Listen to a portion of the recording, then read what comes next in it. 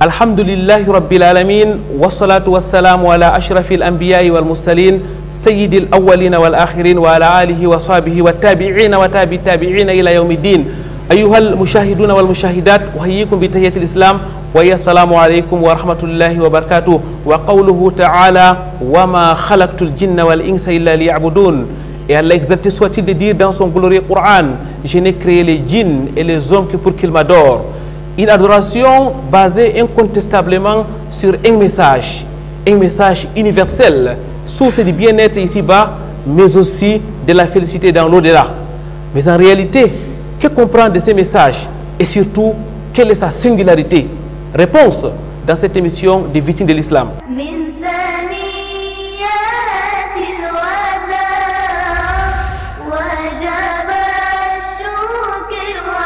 Très chers téléspectateurs, mesdames, mademoiselles, messieurs, bienvenue sur ce plateau des vitrines de l'islam, votre rendez-vous hebdomadaire sur Canal D International. Rendez-vous à plusieurs articulations, l'entretien au cœur de la société, mais aussi et surtout la psalmodie du Saint Al-Qur'an al-Karim. Quoi de meilleur donc que de commencer avec la parole d'Allah? Écoutons et méditons les versets du noble Coran.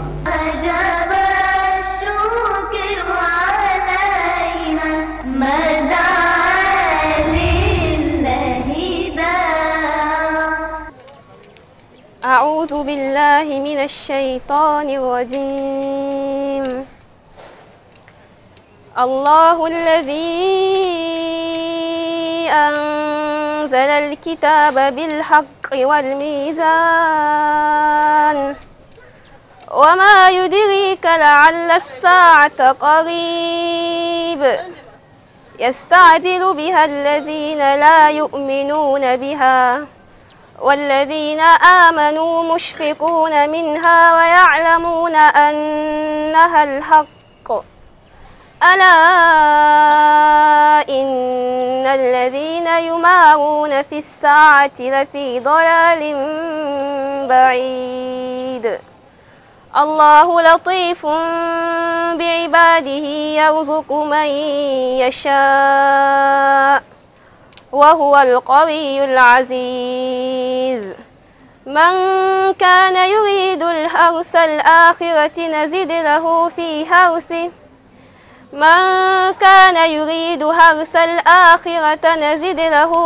حرثه ومن كان يريد حرث الدنيا نؤته منها وما له في الآخرة من نصيب أم لهم شركاء شرعوا لهم من الدين ما لم يأذن به الله ولولا كلمة الفصل لقضي بينهم وإن الظالمين لهم عذاب أليم. وجب الشكر علينا مدى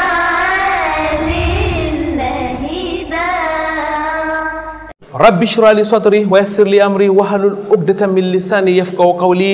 Mesdames, mademoiselles, messieurs, ahlan wa sahlan wa marhaban bikoum dans la mosquée Ar-Rawda. Nous sommes bien évidemment dans la cité économique du Cameroun. Aujourd'hui, nous allons parler du message universel. Nous allons donc parler de l'islam. Avec nous pour aborder ce thème ô combien important, mesdames, mademoiselles, messieurs, Docteur Abdul Majid de la République démocratique du Congo. Assalamu alaikum wa rahmatullahi wa barakatuh, docteur. Wa alaikum salam wa rahmatullahi wa barakatuh. Docteur Abdul Majid, mesdames, mademoiselles, messieurs, bien connu dans le monde entier, prédicateur international, il a donc accepté d'être là avec nous aujourd'hui dans le cadre de son séjour dans la ville de Douala, qu'Allah exalté soit-il lui accorde les récompenses indiquées. Docteur, avant de parler du thème véritablement, nous allons donc nous arrêter avec votre permission sur votre personne. Qui est Docteur Abdul Majid? Kassobia Abdul Majid est de la République démocratique du Congo, c'est son pays d'origine. Il est marié, père de 4 enfants, un garçon et 3 filles. Il est le fondateur, le président du groupe islamique de prédication Al-Badrou, de la RDC donc, et aussi membre du groupe pour l'appel à l'islam du Congo-Brazzaville. Il a étudié chez lui à Kisangani, bon, disons dans ma région natale, mais je suis originaire de l'Équateur. Et après cela, quelques années après, j'ai été au Soudan pour continuer mes études. Et finalement en Égypte, où j'ai été parfaire mes études à l'Académie islamique d'Irasat al-Milal al-Walidia, c'est-à-dire Académie islamique d'études des coutumes et religions comparées. Donc mon domaine de compétences, c'est l'histoire et la théologie comparée. Alhamdulillah, alhamdulillah. C'est donc, vous l'avez remarqué, mesdames, mademoiselles, messieurs, un spécialiste de théologie comparée que nous avons sur ces plateaux. Docteur, nous allons parler de l'islam. Quelle est la définition de l'islam? Une définition terre à terre. Parce qu'en réalité, parmi nos téléspectateurs, il y a des musulmans et des non-musulmans aussi. Oui, c'est simple. L'islam est cette religion que Dieu a choisie et destinée à toute l'humanité.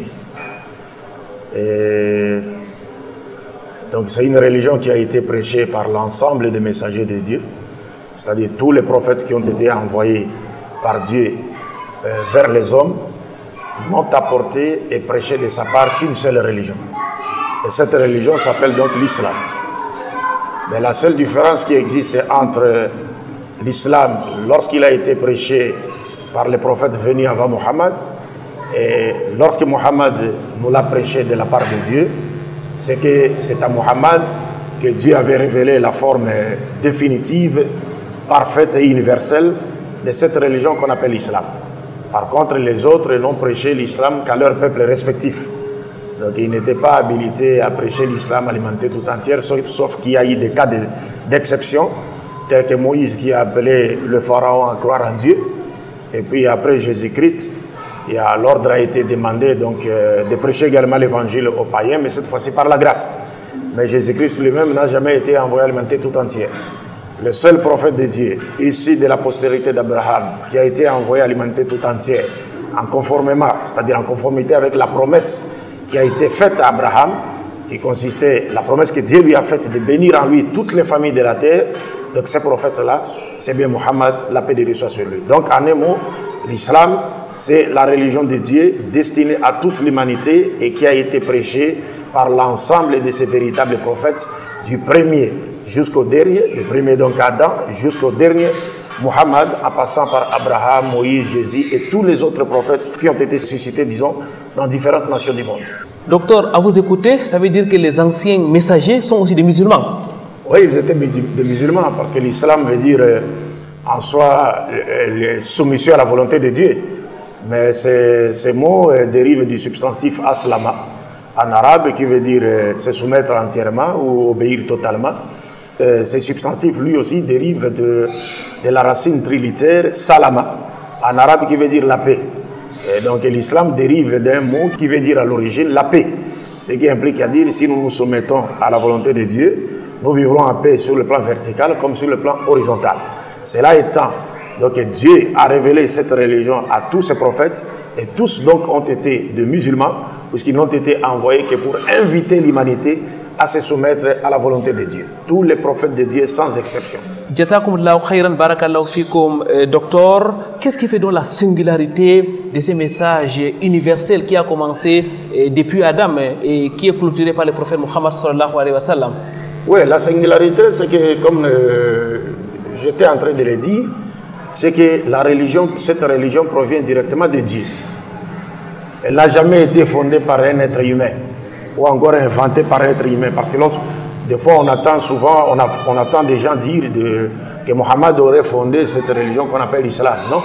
En lisant le Coran et les traditions prophétiques, vous trouverez que le prophète Mohammed a trouvé l'islam. Mais c'est à lui seulement que Dieu a révélé la forme définitive, parfaite et universelle. Donc la singularité de l'islam, c'est que c'est la seule religion qui a été choisie par Dieu et destinée à toute l'humanité. Docteur, je voudrais un peu qu'on s'arrête sur la dernière version de l'islam, permettez-moi d'appeler ça ainsi, c'est-à-dire l'islam qui a été révélé sur le prophète Muhammad sallallahu alayhi wa sallam. Beaucoup pensent que ce message n'est pas authentique. Qu'est-ce qui fait son authenticité? Le point de son authenticité, c'est lequel? C'est-à-dire son message fondamental est le même que celui qui a été prêché par tous les prophètes venus avant Mohammed. Vous savez, Dieu dit dans le Saint-Coran, وَمَا أَرْسَلْنَا مِنْ قَبْلِكَ مِنْ رَسُولٍ إِلَّا نُوحِي إِلَيْهِ أَنَّهُ لَا إِلَهَ إِلَّا أَنَا فَاعْبُدُونِ.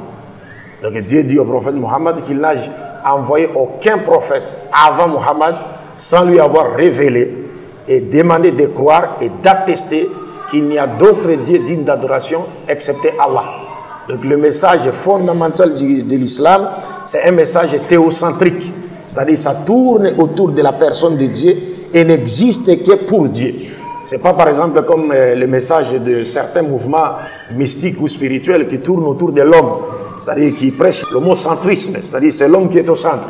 Et aujourd'hui par exemple dans le christianisme, c'est le christocentrisme, c'est Jésus-Christ qui est au centre. Mais l'islam, c'est Dieu qui est au centre. Et tous les prophètes, y compris Jésus, comme je l'ai dit, il était lui-même un musulman, son message principal était le monothéisme pur. Comme il a dit dans Matthieu chapitre 22, si vous descendez en bas, et vous regardez également dans Marc chapitre 12, versets 28 à 34, vous verrez que Nabi Isa a dit aux enfants d'Israël, lorsqu'on lui a posé la question de savoir, la question sur le plus grand commandement de Dieu, il a répondu en disant, écoutez Israël, voici le premier commandement de Dieu, le Seigneur notre Dieu est l'unique Seigneur. Et tu aimeras le Seigneur ton Dieu de tout ton cœur, de toute ton âme, de toute ta pensée, de toute ta force. Et voici le second commandement, tu aimeras ton prochain comme toi-même. Il n'y a pas de plus grand commandement que ces deux-là. Et maintenant, dans la version de Matthieu, il montre clairement, il dit ceci, que toute la loi et tous les prophètes dépendaient de ces deux commandements. C'est-à-dire, les prophètes, la loi n'a été révélée. Et les prophètes n'ont été envoyés que pour enseigner ces deux commandements.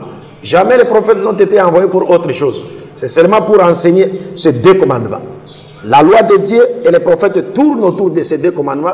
En d'autres termes, les prophètes ont été envoyés pour enseigner, à inviter l'homme à croire et à tester l'unicité de Dieu et établir partant une bonne relation avec Dieu sur le plan vertical et aussi inviter l'homme à établir une bonne relation avec son prochain et la nature qui l'entoure sur le plan horizontal. Voilà, ça c'est le message fondamental de tous les messagers de Dieu. Aucun prophète, véritable prophète de Dieu en tout cas, n'est venu avec un autre message autre que celui auquel nous venons de faire allusion. Très chers téléspectateurs, vous comprenez bien que nous sommes en compagnie d'un spécialiste de théologie comparée, Dr Abdul Majid. Tout à l'heure, vous avez dit le prophète Mohammed sallallahu alayhi wa sallam a été envoyé à l'humanité entière, que l'islam donc est un message universel. Est-ce qu'on peut avoir quelques explications par rapport à cette affirmation? Oui, je me dois encore de me répéter en disant l'islam du temps de Mohammed est un islam universel. Parce que tous les prophètes ont prêché l'islam, mais c'est seulement à leur peuple respectif. Et le prophète lui-même dit donc les prophètes avant lui n'étaient envoyés qu'à leur peuple respectif. Nous pouvons prendre l'exemple de Nabi Isa, Jésus-Christ, parce que nous vivons dans une société où nous côtoyons nos frères et sœurs chrétiens, ainsi de suite. Vous verrez que même Jésus-Christ, quand il est venu, il a dit dans Matthieu 15, 24, je n'ai été envoyé qu'aux brebis perdues de la maison d'Israël. Donc lui n'a été envoyé qu'aux brebis perdues de la maison d'Israël, et non alimenté tout entier. Les païens qui ont été acceptés par la paix, c'est par la grâce. C'est pourquoi même Paul, qui est considéré comme étant le fondateur du christianisme, s'adressant aux païens, il leur avait dit, les alliances et les promesses ne vous concernent pas. Et il a dit encore que vous êtes comme les branches de l'olivier sauvage, coupées et greffées à l'olivier franc, contrairement à votre nature. Donc les alliances ne leur concernent pas. L'alliance qui a été conclue avec Isaac et ses descendants ne concernait pas les païens. Parce qu'il y a deux alliances. L'alliance conclue avec Isaac ne concernait que lui et sa postérité après lui, tel que cela est dit clairement dans la Bible.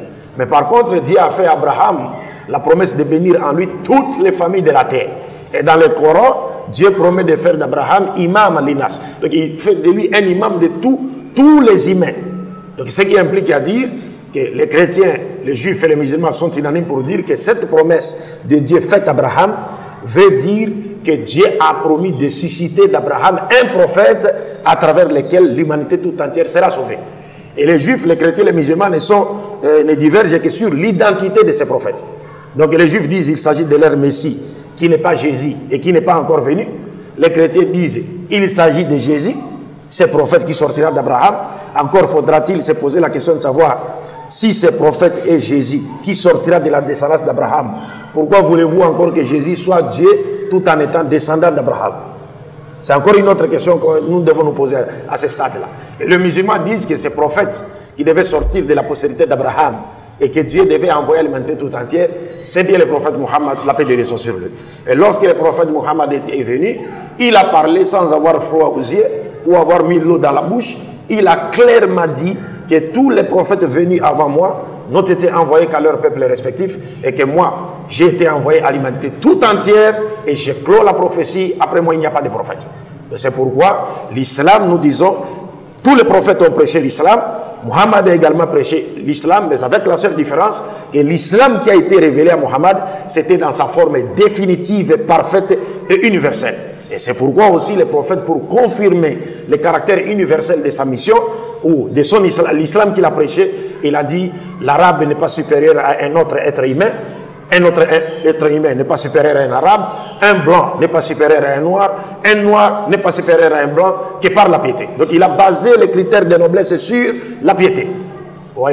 Il a placé tous les êtres humains sur le même pied d'égalité, lui-même étant arabe, mais il n'a jamais élevé les arabes au-dessus d'autres peuples. Il a basé les critères de noblesse sur la piété, sur le plan vertical. Docteur, à vous écouter, entre les lignes, on a l'impression que vous affirmez que les autres religions, les religions précédentes, ont annoncé l'arrivée du prophète Mohammed sallallahu alayhi wa sallam. Il n'y a jamais eu de religion précédente. Ce sont des hommes qui créent plusieurs religions. Pour Dieu, il n'y a qu'une seule religion qu'on appelle l'islam, qui veut dire soumission à sa volonté. Donc appelez-la comme vous voulez. En langue française, anglaise, en bamoun, en peul, en haoussa, c'est pas quoi, pourvu que le mot que vous allez choisir garde l'essence, le contenu de ce sens-là de soumission à la volonté de Dieu. Parce que Dieu nous montre clairement que sa religion, le nom de sa religion, c'est l'islam en arabe, en français, soumission à sa volonté. Et vous verrez que les noms des d'autres religions, ce sont des noms qui ont été choisis par des êtres humains et qui ont été donnés à ces religions-là. Mais le nom de l'islam a été choisi par Dieu lui-même. Et c'est Dieu lui-même qui a appelé sa religion islam, qui veut dire soumission à sa volonté. En réalité, si l'on peut parler en termes de variété, il n'y a au monde que deux religions. Il n'y a pas 3 ou 4. Il n'y a que deux religions. Il y a la religion de Dieu qui invite l'humanité à se soumettre à sa volonté, et la religion de Satan qui détourne l'humanité de vouloir divin, comme Satan l'a fait dans le jardin d'Éden avec nos premiers parents, Adam et Ève. Est-ce que vous comprenez? Donc il n'y a que deux religions au monde, la religion de Dieu ou la religion de Satan. Mais la religion de Dieu a ses caractéristiques. Et la religion de Satan est une religion mais qui a plusieurs facettes et plusieurs noms. Mais pour la connaître, vous pouvez la connaître facilement. Parce que la religion de Satan ne prêche pas le message fondamental qui a été prêché par tous les prophètes, les véritables prophètes de Dieu, et sur lesquels repose le salut de l'humanité. Parce que le salut de l'humanité ne dépendra que de ces messages. C'est pourquoi ici on ne peut pas parler en termes de variété en disant il y a plusieurs religions. Non, il n'y a pas plusieurs religions provenant de Dieu, mais il y a plusieurs religions provenant des hommes. Et pourquoi ces religions existent et qui proviennent des hommes? Parce que Dieu a créé l'être humain, l'a doté d'un esprit libre et de libre arbitre. Donc l'être humain a le pouvoir de choisir entre adhérer à la religion de Dieu ou adhérer à la religion que lui-même a fabriquée ou bien que d'autres êtres humains comme lui ont fabriqué. Et Dieu ne lui contraint pas. Même si la religion de Dieu c'est l'islam qui a donc été prêché par tous les prophètes de Dieu, Dieu nous interdit à nous musulmans de contraindre qui que ce soit à embrasser cette religion par la force. Mais cependant il met en garde l'être humain contre un mauvais usage de ce pouvoir de libre arbitre dont il l'a doté. Donc Dieu, en d'autres termes, Dieu demande à l'être humain d'exploiter ses pouvoirs dans le bon sens, c'est-à-dire de choisir la voie qui le conduira au paradis et de choisir la voie qui l'amènera en enfer. Donc il n'y a jamais eu plusieurs religions de la part de Dieu, mais plutôt de la part des hommes. De la part de Dieu, il n'y a qu'une seule religion. Donc si on peut parler, comme vous l'avez dit, selon l'esprit de votre préoccupation, parce que donc docteur, on pourra... même dans le noble Coran, on parlait quand même des juifs, on parlait des chrétiens. Est-ce qu'on peut faire ces distinguos-là pour bien se comprendre? Oui, mais le Coran ne présente pas le judaïsme comme la religion de Moïse ou encore le christianisme comme la religion de Jésus. Non, parce que même Jésus lui-même, il ne connaît pas le mot chrétien, il ne connaît pas le mot christianisme. Comment voulez-vous que le christianisme soit sa religion? Mais Jésus avait sa religion qui était l'islam. C'est pourquoi nous disons que les gens sont souvent allergiques au mot islam. Mais il leur suffirait simplement de connaître l'essence du mot islam pour croire avec les musulmans que Jésus, sa religion était l'islam. Parce que nous disons l'islam veut dire soumission à la volonté de Dieu. Et en lisant la Bible, vous trouverez Jésus disait à ses apôtres, ne pensez pas que je sois venu faire ma volonté, mais la volonté de celui qui m'a envoyé. En d'autres termes, il était venu pour ordonner ce que Dieu a ordonné, interdire ce que Dieu a interdit, aimer ce que Dieu aime, détester ce que Dieu déteste et manifester réellement la volonté de Dieu sur tout le plan de la vie. Donc il devait aussi appeler ceux qui ont cru en lui à faire de même. Donc qu'ils se soumettent à la volonté de Dieu. C'est cela qu'on appelle l'islam. Ouais. Donc si l'on peut, quand on veut parler, comme je le disais tantôt, on ne peut pas parler de plusieurs religions. On peut parler de plusieurs dispensations prophétiques. C'est-à-dire une seule religion de Dieu, mais qui a connu plusieurs dispensations prophétiques. C'est comme un pays qui a été successivement dirigé par 10 présidents, différents présidents. Donc le pays reste un, mais dans son histoire, peut-être en 100 ans ou 50 ans, le pays a été successivement dirigé par 10 personnes. Donc chacun de ces présidents avait son époque, avait aussi son programme de gouvernance qui était différent, ou soit de son prédécesseur ou successeur. Mais tous ces programmes poursuivaient un seul objectif: assurer le bien-être de leur population, c'est-à-dire dans ce pays-là, et assurer le développement du pays. Cela va de même pour les prophètes de Dieu sur le plan vertical. Il n'y a qu'une seule religion que Dieu a révélée, mais qui a connu plusieurs dispensations prophétiques dans l'espace et dans l'état. Et tous ces prophètes, comme nous l'avons dit, n'ont prêché de la part de Dieu qu'un seul message fondamental. Shukran lak, jazakumullahu khairan, barakallahu fikum, docteur. Mesdames, mademoiselles, messieurs, nous allons donc prendre une autre pause. Question de vous rejoindre chez vous, autour de vous, au cœur de la société.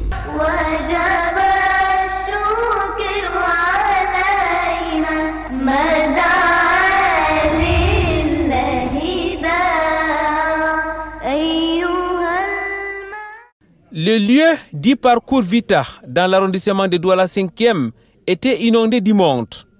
Hommes et femmes, musulmans et non, se sont déplacés ce samedi 14 juillet 2018 pour écouter Dr Abdulmajid Kasokbia du Congo. Ce prédicateur international, spécialiste de théologie comparée, a entretenu la foule sur la question de la paix, de la sécurité, mais aussi du vivre ensemble. Nous remercions Dieu qui a fait que tout s'est bien déroulé, n'est-ce pas, et que le message, je pense, nous pensons que le message est passé et que les Camerounais, qu'ils soient musulmans ou chrétiens, n'est-ce pas, vont se prendre en charge, n'est-ce pas, et ils vont aussi considérer ce message du prophète Mohammed, n'est-ce pas, qui les invite, n'est-ce pas, à promouvoir la paix et la cohabitation pacifique et partant l'unité nationale du pays. Des thèmes chers à l'islam, ceci depuis les premiers musulmans qui ont cohabité pacifiquement avec les juifs, les chrétiens et même les polythéistes. L'islam prône l'acceptation de l'autre et l'obéissance aux dirigeants, ont rappelé les intervenants.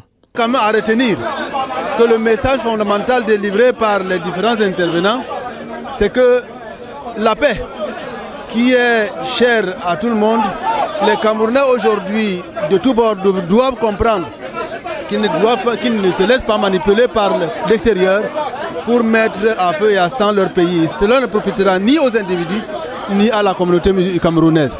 Donc il faut garantir la paix, quel que soit contre vents et marées. Il faudrait éviter de se séparer, de se diviser, de sécessionner. Il faudrait l'union faire la force et son contraire ne peut amener que la désolation et la faiblesse.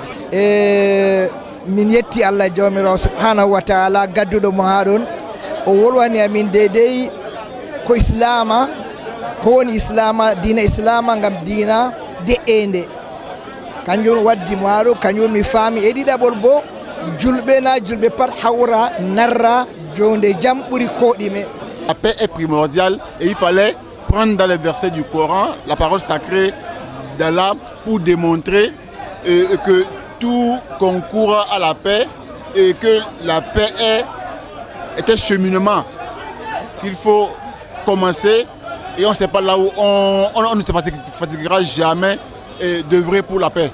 Cette grande conférence qui a rassemblé environ 5000 personnes s'est achevée autour de minuit.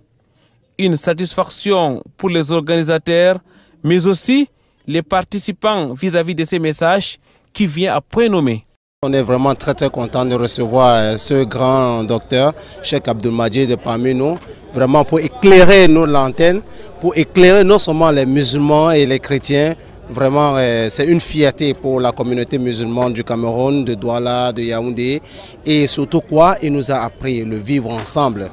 Comment vraiment aborder l'islam dans tout ce pays, ceux qui prennent les musulmans pour des terroristes et puis tout ça là, vraiment il nous a éclairé la lanterne, que ce soit chrétien ou musulman, vraiment nous disons vraiment merci à tout le comité d'organisation. Franchement, ce que j'ai vu ce soir, Je n'avais jamais vu ça.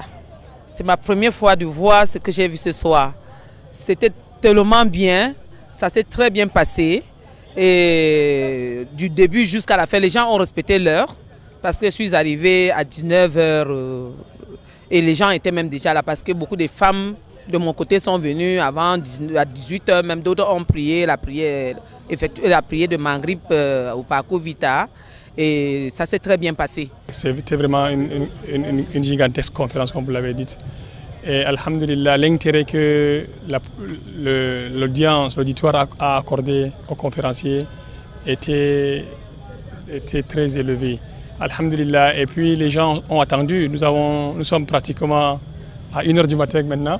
La suite du programme du docteur Abdul Majid, c'était dans les mosquées où il prêche l'appel à l'islam. À la mosquée Al-Hikma de Nouvelle, tout comme dans les autres maisons d'Allah, la mobilisation était de taille. Qu'Allah récompense ses efforts.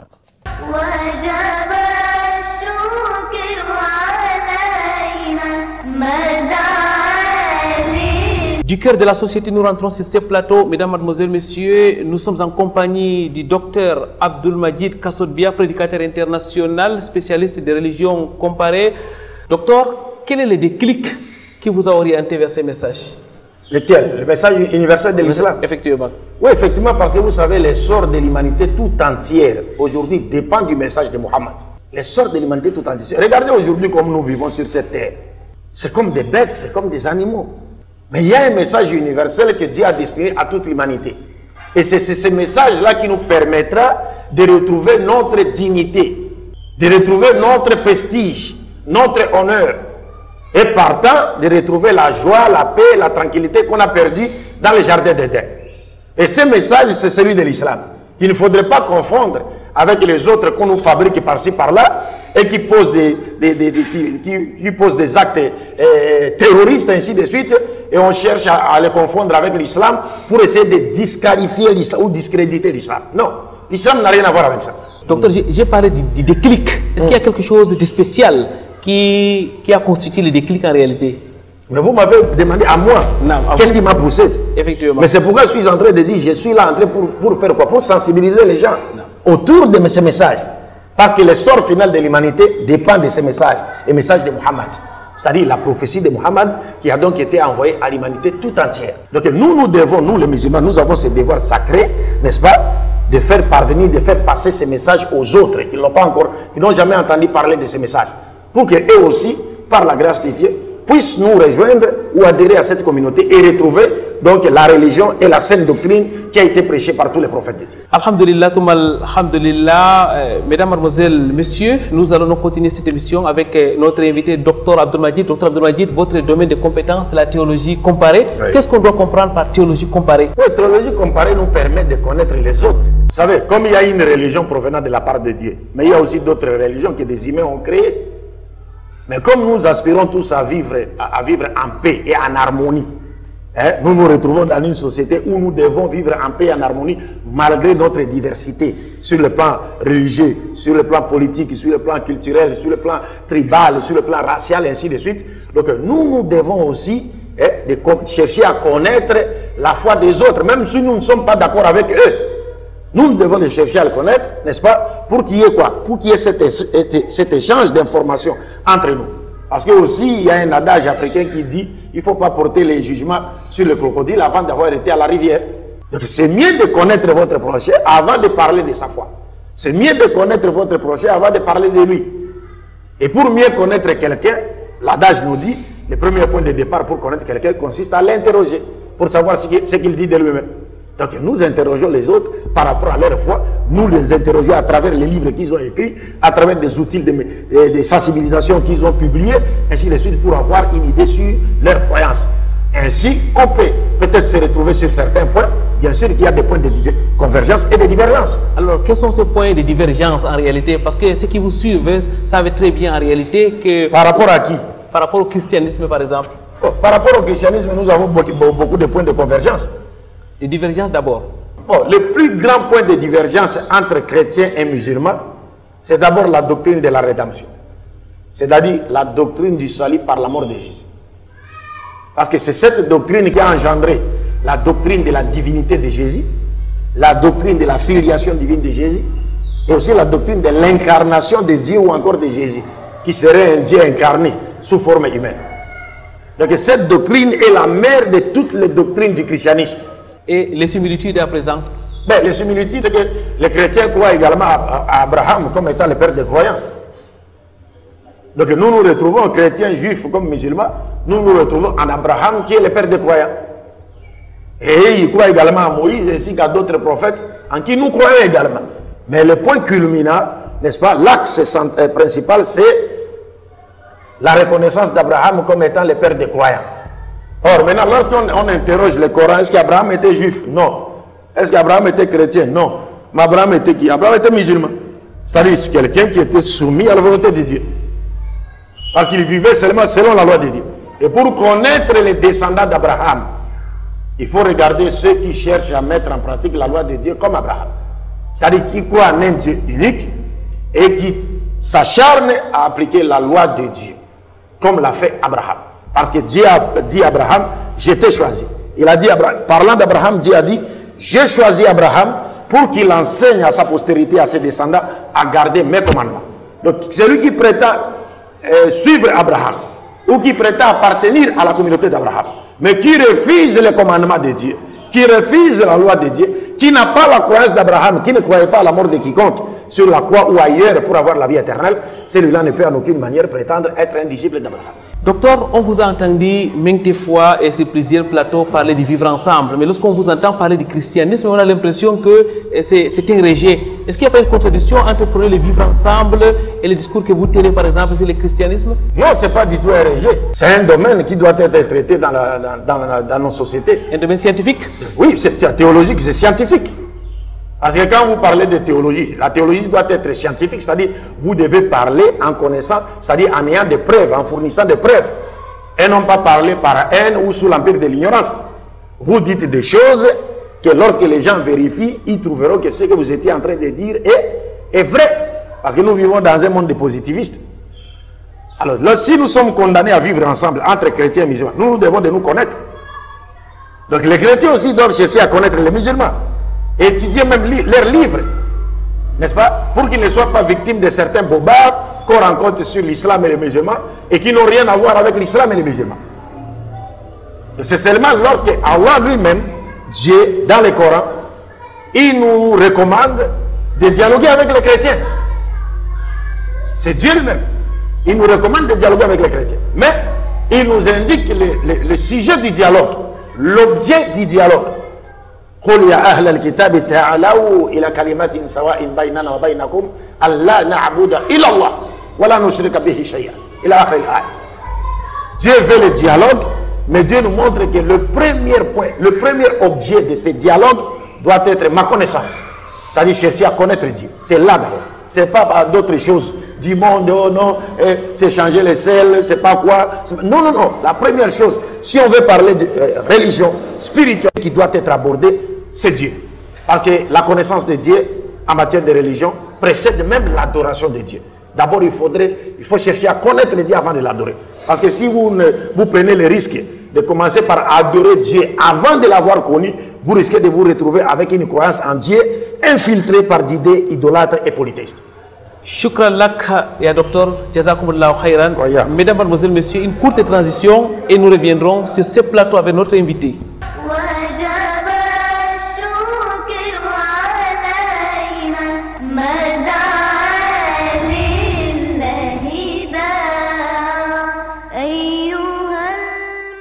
« 1998-2018, 20 ans déjà que ça dure. Comme de coutume, la Cameroun Muslim Student Union organise chaque année un séminaire de vacances Kamsou. Ce 20e rendez-vous des séminaires vacances Kamsou est porté par la branche de l'Université de Yaoundé 1 ayant pour site l'enceinte de l'ENIE de Kolfolu à Soa allant du 3 au 11 août 2018. Séminaire ayant pour thème Kamsou, 20 ans au service de la cohésion sociale au Cameroun. Pour ainsi manifester cette cohésion sociale, les 8 branches réparties sur le triangle national ont répondu présentes. C'est environ 200 séminaristes, hommes et femmes, sans distinction aucune, qui se sont rassemblés pour vivre ce séminaire riche et profitable dans une parfaite cohésion. the activities have started well and everything is moving on well. And the impression, or the hope and the impression we have is that everything is going to move on well as it has continued with the activities as we started yesterday with the opening ceremony, today the classes, and then the works in the various workshops. The one in which I attended was actually focused on the theme, and based on the opinions as well as the contributions from the members who participated in it, we have the positive impression that by the end of this seminar we must have been able to identify the achievements of our associations. En ce qui concerne la communication ici au séminaire, il faut d'abord souligner que la communication est ici à deux volets. Nous avons la communication interne et la communication externe. En ce qui concerne la communication interne, il s'agit d'informer les frères, les séminaristes et les sœurs aussi séminaristes sur les activités en cours au séminaire, et aussi passer de communication à des moments opportuns pour que tout le monde soit informé de tout ce qui se passe ici dans le site, d'abord des activités qu'on a dans le site. En ce qui concerne, on a aussi le volet du protocole, parce que c'est la communication qui gère le protocole. En ce qui concerne la communication externe, nous avons aussi la présence des médias. La délégation de Ngandéri compte 18 personnes, parmi lesquelles nous avons 5 sœurs qui sont actives et présentes.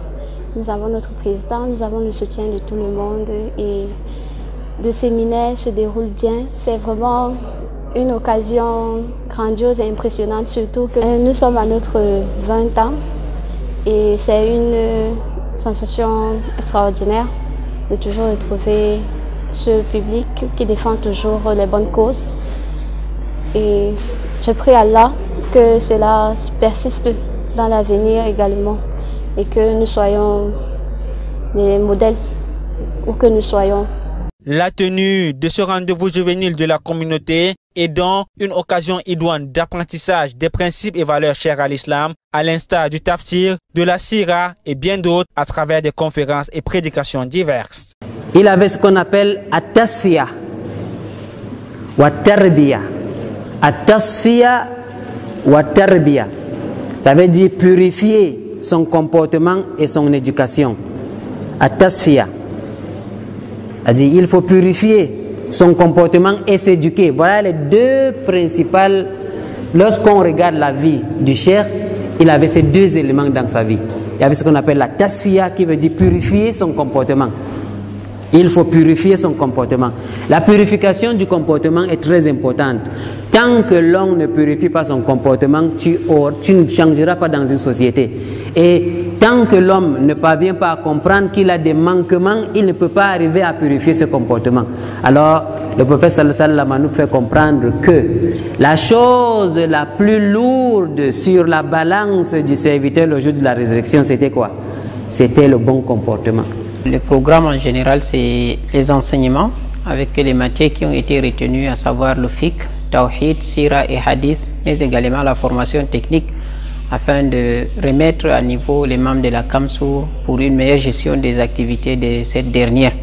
Mais également, nous avons des conférences et des tables rondes qui portent sur des thèmes très importants, et dont certaines, le thème même du séminaire, à savoir la Kamsou, 20 ans au service de la cohésion sociale au Cameroun. Et à côté de ces conférences et tables rondes, nous avons des ateliers qui nous permettent d'aller en profondeur pour mieux comprendre les différents thèmes abordés, et également des commissions qui nous permettent de mieux comprendre le fonctionnement et la structuration de notre association, et ainsi de définir ensemble la trajectoire à suivre pour les années à venir. Mais également, il y a le rapport que chaque région doit présenter sur une année d'activité, qu'est-ce qui a été fait, quelles sont les difficultés rencontrées, et ensemble on essaie de trouver comment surmonter cela, sans oublier bien sûr les activités culturelles. Mais la particularité de ce séminaire cette année, c'est également le congrès qui est censé se tenir au courant de ce séminaire, un congrès au courant duquel le staff dirigeant devra être renouvelé. La tenue du congrès qui vise à nommer le nouvel Amir national en fin de séminaire le samedi 11 août est la série sur le gâteau, ayant pour but de mettre sur pied les nouvelles directives de la KAMSO durant les 2 années à venir. La KAMSO, un avenir meilleur pour une jeunesse musulmane.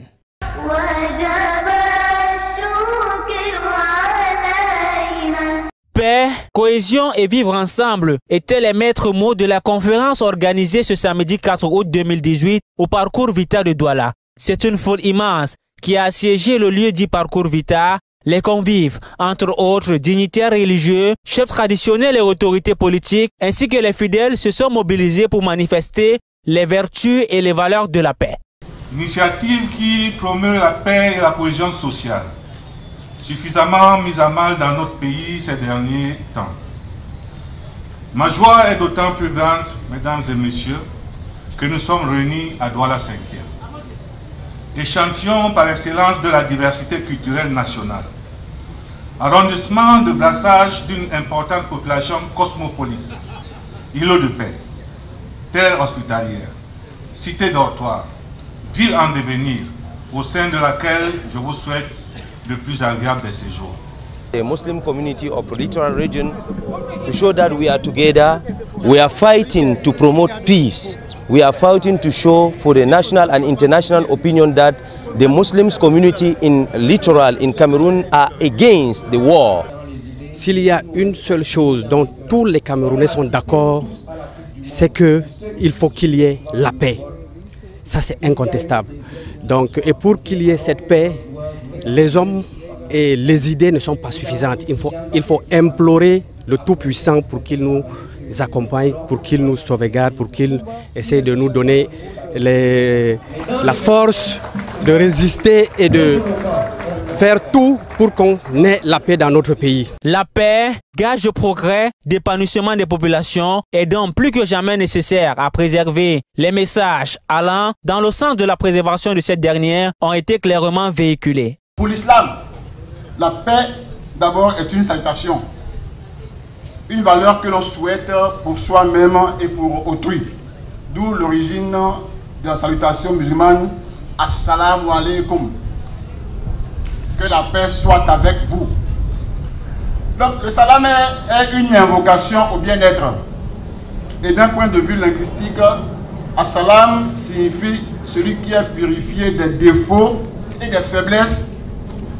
Le sens du mot Assalam est proche des mots apaisement, sécurité, calme, tranquillité.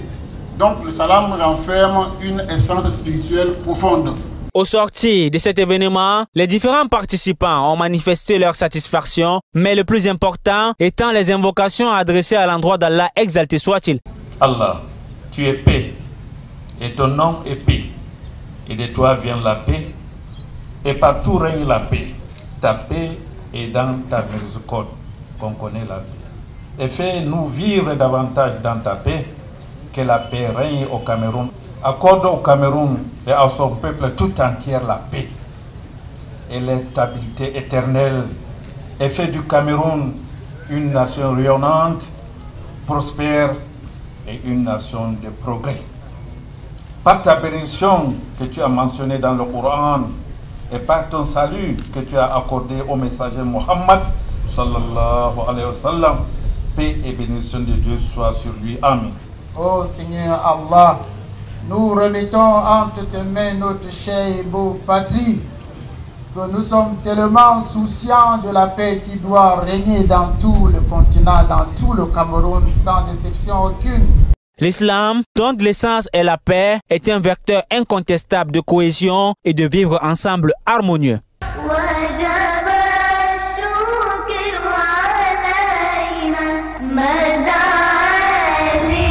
Pureté et gloire à Allah, exalté soit-il le maître des cieux et de la terre. Suite et fin, mesdames, mademoiselles, messieurs, de notre entretien avec Dr Abdelmajid Kassoud-Biya de la République démocratique du Congo.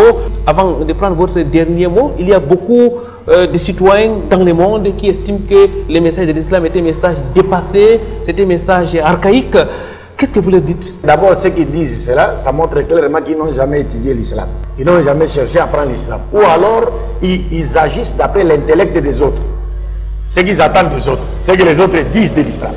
Mais ils n'ont jamais étudié l'islam. Sinon, ils vont être contredits par Georges Bernard Shaw.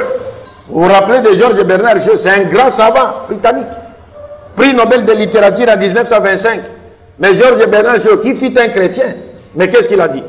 Après avoir étudié la vie du prophète Mohammed, il a dit, j'ai étudié la vie de cet homme Mohammed. Loin d'être un antéchrist, il mérite d'être appelé le sauveur de l'humanité. Car si on lui remettait le gouvernement du monde, il trouvera des solutions à tous nos problèmes. Et il a dit, j'ai prédit que la religion de Mohammed sera acceptée par l'Europe de demain, comme elle commence à être acceptée par l'Europe d'aujourd'hui. Il a parlé à, je sais pas, en 1936 ou 40. Mais regardez comment, mais depuis qu'il a parlé, mais l'islam ne fait qu'avancer. L'islam ne fait qu'avancer. Mais il faut aussi que l'islam soit combattu. Parce que c'est une prophétie coranique et biblique. Mais Dieu a fait sa promesse comme quoi, le prophète Mohammed d'ailleurs lui-même a dit, il a juré par celui entre les mains de qui repose son âme en disant, il ne restera pas sous le soleil une seule maison ou une seule case dans laquelle l'islam ne pénétrera pas. Donc ça va pénétrer plutôt sur le message de Dieu. Donc nous invitons ces frères à, n'est-ce pas, à polir d'abord les miroirs de leur cœur de la poussière des préjugés, n'est-ce pas, et à avoir une disposition intérieure et positive par rapport à l'islam, à chercher à étudier véritablement l'islam, que de se laisser massacrer par des bobards que les détracteurs racontent sur l'islam. Shukran lakoum, ya docteur. Maintenant, votre dernier mot à l'endroit de tous nos téléspectateurs à travers le monde. Je profite d'ailleurs pour dire un salam particulier à tous ceux qui nous regardent depuis la République démocratique du Congo. Nous avons beaucoup de téléspectateurs de ce côté-là. Un dernier mot donc. Bon, par rapport aux non-musulmans, je dirais ceci. Que ne pensez pas que l'islam c'est une nouvelle religion, une religion qui aurait été fondée par Mohammed. Non. L'islam n'a pas été fondé par Mohammed. Mohammed a trouvé l'islam. L'islam, c'est cette religion que Dieu a choisie et qu'il a destinée à l'humanité tout entière. Et cette religion-là qui a été prêchée par tous ces prophètes. Tous les prophètes de Dieu étaient des musulmans, c'est-à-dire des gens soumis à la volonté de Dieu. Pourquoi pas? Parce que nous avons été créés par la volonté de Dieu. Nous vivons sur une terre qui a été créée par la volonté de Dieu. Nous sommes là pour faire la volonté de Dieu. Nous mourrons par la volonté de Dieu. Nous ressusciterons par la volonté de Dieu. Nous comparaîtrons devant son tribunal par sa volonté. Nous serons jugés conformément par rapport à notre attitude face à la volonté de Dieu qui nous a été graduellement prêchée par tous ces prophètes dans leur époque respective. Donc l'islam n'est pas du tout une religion qui appartiendrait aux Haoussa ou bien aux Peul ou seulement aux Bamoun ou seulement aux Bamileke. Non, non, eux-mêmes le savent. L'islam, c'est une religion universelle de Dieu qui a été prêchée par tous les prophètes de Dieu. C'est pourquoi lorsque nous accomplissons le pèlerinage, nous trouvons à la Mecque là-bas des gens venus de toutes les nations du monde. Parce que le message de l'islam est universel. Mais le malheur seulement est que les musulmans ont pris, surtout au Cameroun ici, ils ont pris le message de l'islam en otage entre les 4 murs de leur mosquée. De sorte que certaines personnes non averties pensent que l'islam, c'est seulement une religion de Haoussa ou de Peul ou c'est pas de Bamoun, comme ça. Docteur, mais là vous relancez le débat. Vous êtes en train de dire qu'au Cameroun, il faut encore plus d'efforts dans l'appel à l'islam? Normalement, mais depuis que je suis arrivé, j'ai donné 2 conférences. La première conférence à Yaoundé et la seconde ici. Et ces 2 conférences ont porté sur le thème la contribution de l'islam dans la pérennisation de la paix et du vivre ensemble. Parce que j'ai trouvé que c'était le moment opportun, il fallait en parler, parce que nos gouvernements en Afrique sont non seulement confrontés au fléau du terrorisme, mais ils sont aussi parfois confrontés à des conflits internes, généralement entretenus par une volonté extérieure. Donc il fallait montrer, enseigner quelle doit être l'attitude du musulman, quelle doit être l'attitude d'un Camerounais patriote qui veut du bien pour son pays, qui veut du bien à son pays, à ses frères, à ses proches, à sa famille, ainsi de suite. Donc c'est pourquoi on a parlé. Mais après cela, la tournée que j'ai effectuée, je ne faisais que mettre un accent sur la nécessité qu'il y a pour les musulmans aujourd'hui de faire la dawa au niveau externe. C'est-à-dire d'appeler les gens qui sont dehors, qui n'ont pas encore connu l'islam. Parce que l'islam est pour eux aussi.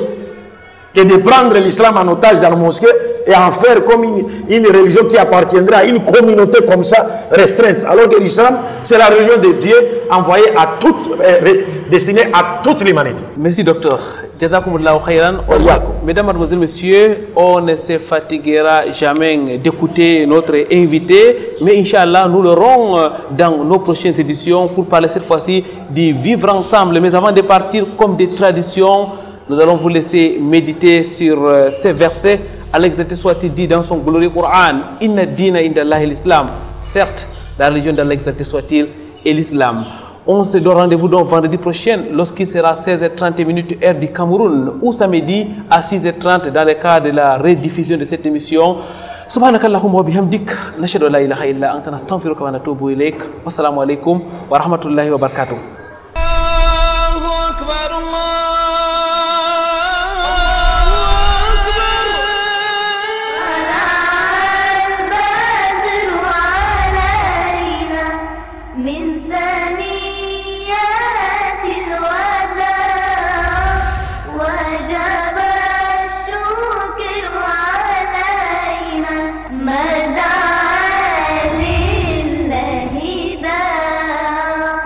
من ثاني